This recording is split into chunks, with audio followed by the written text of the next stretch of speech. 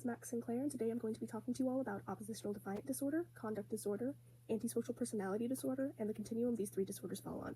So I'll be discussing with you symptomology and treatment options.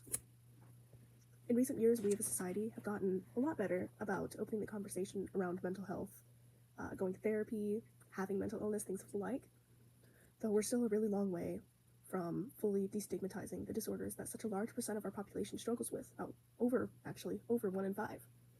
Such as, psychotic disorders, personality disorders. Those two are some of the most stigmatized disorders we have right now. Treatment, screenings, preventative care, and support from friends and family and the clinicians on your team are pertinent in the quality of life for people facing mental illness. To start out, there's oppositional defiant disorder. This disorder is believed to be caused by both nature and nurture. Maternal stressors have a significant impact on this disorder. So if the mother is taking substances while pregnant, it could be cigarettes, hard drugs, alcohol consumption.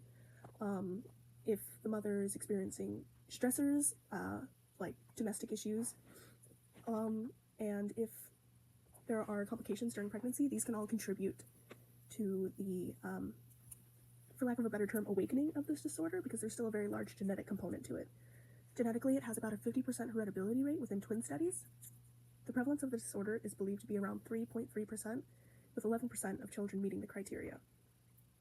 The prevalence of the disorder tends to decrease with age, and males are about 1.6 times more likely to be diagnosed as opposed to females, though that's specifically in childhood. This number evens out in puberty. The age of onset typically starts before that, though, around 8 years old. Oppositional defiant disorder has a high comorbidity rate with ADHD at about 40% for reasons not yet fully understood by clinicians. So for the diagnostic criteria, it's important to note that this criteria has to be out of the norm for the behavioral level this child is at. So it's normal for an 8-year-old to not want to do things sometimes, or to say no. It is not in the norm for an 8-year-old to go out of their way to be spiteful and vindictive, to be consistently angry. So what clinicians look for is an angry and irritable mood, so frequent temper loss, easily annoyed, resentful, argumentative behavior, so defying authority. This can be parents, teachers, etc., deliberately annoying others, blaming others for their behavior. So it's important to note here that this has to apply in a wide amount of situations. It can't just be them annoying their sibling. It has to be in a variety of environments. And then, as I mentioned, the vindictiveness, the spitefulness, this behavior has to be seen at least 2 times within a 6-month time span. Treatment and early intervention is crucial for those with oppositional defiant disorder. Though it's not likely that the disorder can be prevented, the evolution can be, as about 30 to 50% of untreated cases may develop into conduct disorder. The most common treatment for oppositional defiant disorder is parent management training, which is kind of therapy that helps parents understand the disorder and use ABA-adjacent techniques. So there's a large focus on positive reinforcements and, quote, catching them being good, avoiding that negative reinforcement or punishment, anything of that like. The goal is to promote healthy behaviors and nip belligerent behavior in the bud. Another parent-based therapy is parent-child interaction therapy, working to create effective communication and understanding between parent and child. Additionally, cognitive behavior therapy has been useful in curbing difficult behaviors and gaining coping skills for the big emotions that they're feeling for their small age. A large issue with oppositional defiant disorder is the treatment, that is. It's the difficulty equalizing treatment in varying environments. So teachers have to be on the same page, coaches, parents, grandparents. All of that has to be really, really consistent for it to work effectively, which is why school-based interventions are really, really important as well. So we're talking those 504 plans, those individual education plans, making sure that teachers understand the disorder that child has and they're not being unfairly treated because of it. Psychopharmaceuticals have not been proven effective in treating oppositional defiant disorder, but it may be used to target common comorbidities like ADHD or mood disorders. Next, we have conduct disorder. So much like ODD, conduct disorder has both genetic and environmental influences. For the environmental risk factors, there's a greater significance placed on negligent, inconsistent, and harsh or violent parenting styles. The age of onset for this disorder is around 7 to 15 years old. 5 to 10% of minors may qualify for diagnosis, with 75% being male. Severe cases may be chronic, with a lifetime prevalence rate of 2 to 10%. Comorbidity is common with traumagenic disorders, ADHD, and mood disorders. So the diagnostic criteria is that this person will frequently bully others, they provoke physical fights, cruelty against people or animals. Could even be sexual violence, arson, stealing, truancy, running away from home in the night at least 2 times. Lying and violence with weapons. Treatment is a little bit similar to that of oppositional defiant disorder, so those psychosocial therapies, family-based, like the parent management therapy, parent-child therapies, they tend to be beneficial.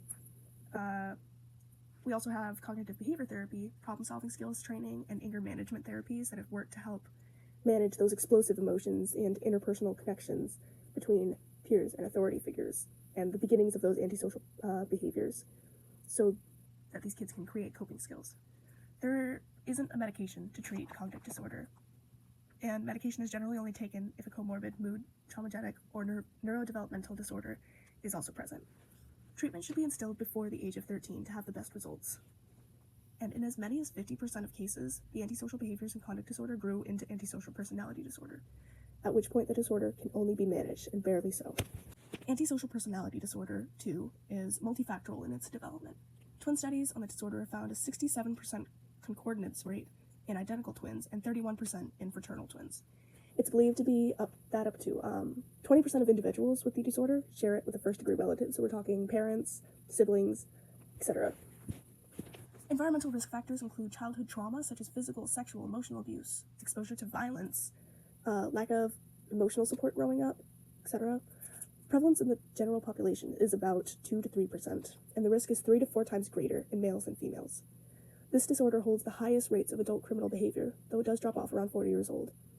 ASPD tends to show comorbidity with gambling disorder and substance use disorder, likely due to the novelty-seeking and risk-taking behaviors seen in each of those disorders.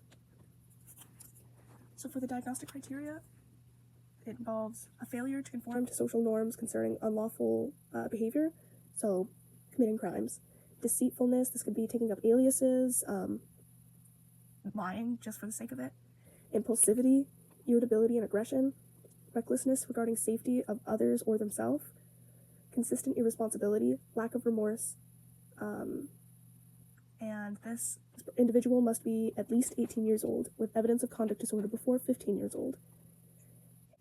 Antisocial behavior should not be exclusive to psychosis or mania. So if there is a psychotic disorder or bipolar, this behavior cannot display only because of that disorder. It has to be outside of those extenuating circumstances. Unfortunately, there really is no effective treatment for ASPD. Most often, the individual seeks treatment at the urging of a friend or relative without a real desire to improve. Hospitalization is not effective and is often expensive and unnecessary. Similarly, cognitive behavior therapy tries to force the individual to look inward and develop a sense of responsibility and empathy, often to no avail. Medication may be used to treat symptoms of comorbid disorders, or, if the individual is mentioning homicidal thoughts or anything of the like, antipsychotics have been used. And those have shown a reduction in those behaviors at the very least, but it does not target the antisocial behaviors. So it's not effective. Being on a continuum, these disorders have marked similarities in symptomology and biopsychology/pathophysiology. Each disorder just ranks above the other in severity of symptoms. Each disorder is marked by a lack of reward sensitivity, leading the individual to engage in risky or antisocial behaviors. While those with ODD act belligerent towards perceived authority, those with conduct disorder take it a step further and exhibit covert, overt, destructive, non-destructive behaviors like truancy or violence against peers and animals. ASPD would be the final step, marked by manipulation and violating the rights of others consistently. Conduct disorder and ASPD both have links to the, quote, warrior gene, MAOA, linked to violent, impulsive, and antisocial behavior. These disorders tend to have varying onsets, with ODD developing in childhood, conduct disorder traditionally in adolescence, and ASPD in adulthood. While the first two can be treated, the last cannot be, effectively, that is. So there are my references, and thank you so much for listening.